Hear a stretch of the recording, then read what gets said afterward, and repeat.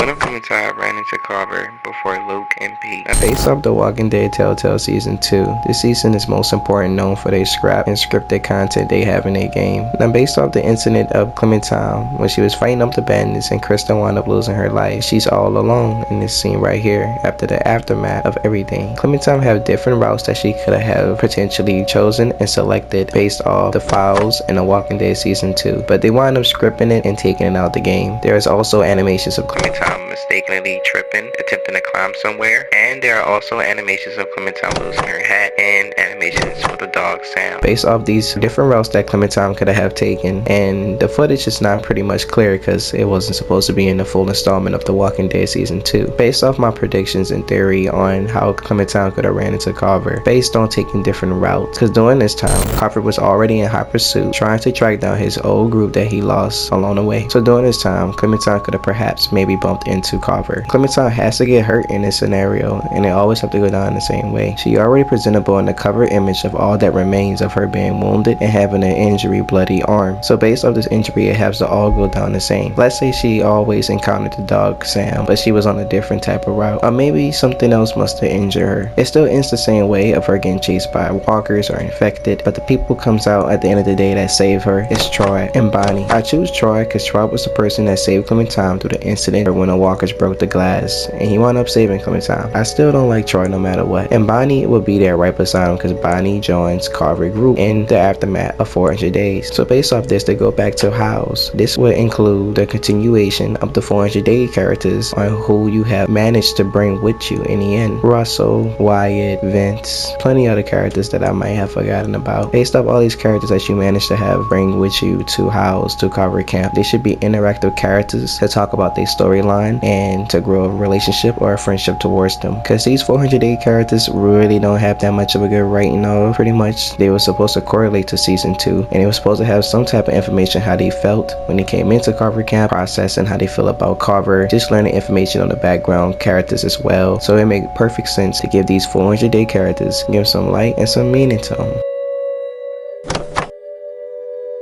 So coming into House and to Carver camp, you pretty much introduced with Carver himself, the leader. You're gonna talk to Carver, pretty much you're gonna welcome you in. You see Clementine is a great fit to his team. He take a liking towards Clementine. You know Clementine is well adapted and knows how to survive, so he takes a liking to Clementine immediately, and he admires Clementine, and he always wanted his kid to be just like Clementine. I realized that back in that cabin, you were scared, but you looked me straight in the eye, kept your nerve. That's what we need if we're gonna get through this. The next generation has to be stronger than the last to lead us out of this. Kids like you, raised the right way.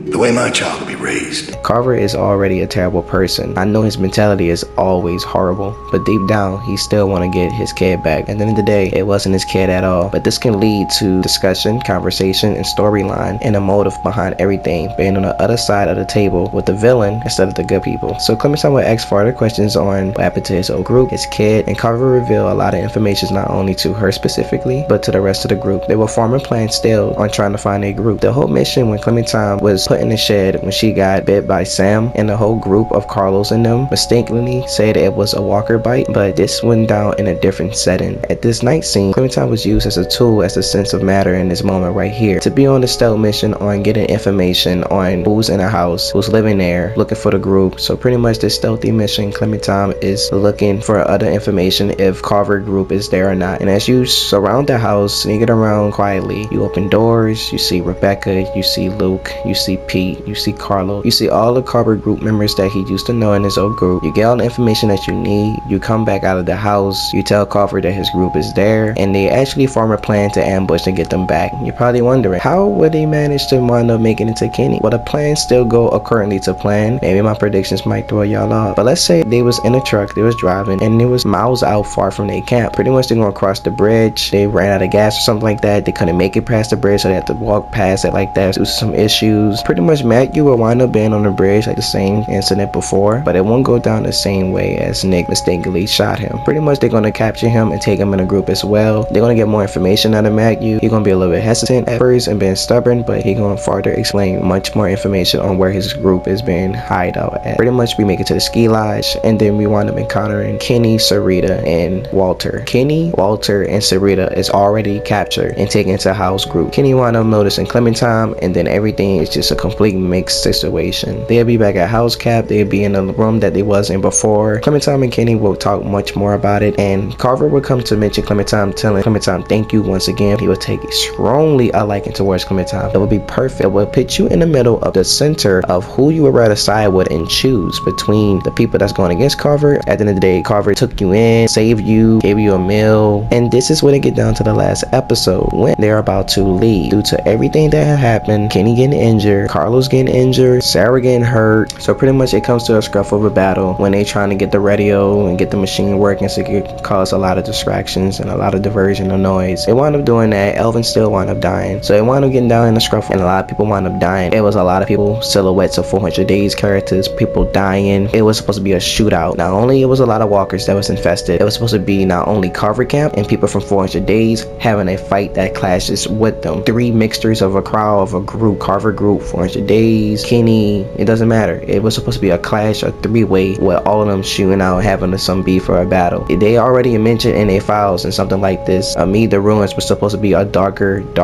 episode when Clementine is smearing blood on her face, insinuating war through three clash of battles, having their disagreements towards Carver and who he was as a person, and the positive remarks of him, who he was, and saying that he's a good person. I'm not blowing smoke completely out my ESS. Like, this is not too far-fetched, but these are things are actually in the system, in the files of The Walking Dead Season 2, and it would make a lot of sense to have a lot of meaning towards a lot of characters, create a story much better and write it much properly. Let me know how y'all feel about this prediction of this theory of this video. This is just a theory, this is just opinion. I love each and every one of y'all, and I catch y'all in the next one. Peace.